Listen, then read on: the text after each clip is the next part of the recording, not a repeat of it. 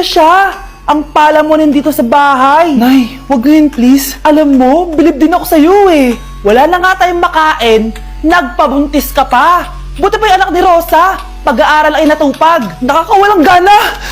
Yan, umalis ka. Diyan ka magaling.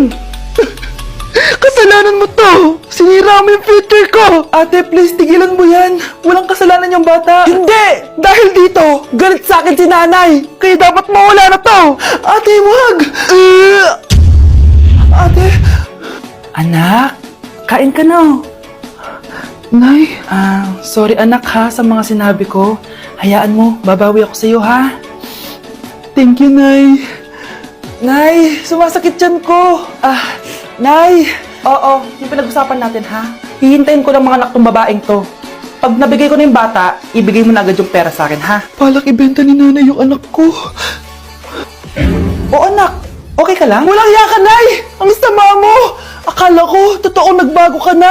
Pera pa rin pala yung nasa utak mo. Abay, bakit? Wala ka nang pakinabang dito.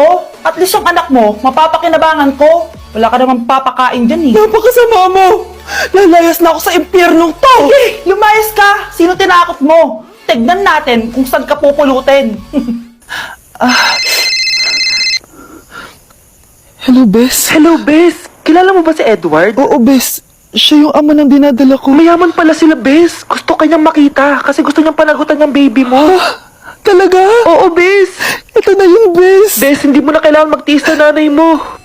Hindi pwedeng anak ko lang ang makikinabang sa yaman ng lalaking yun. Dapat ako din.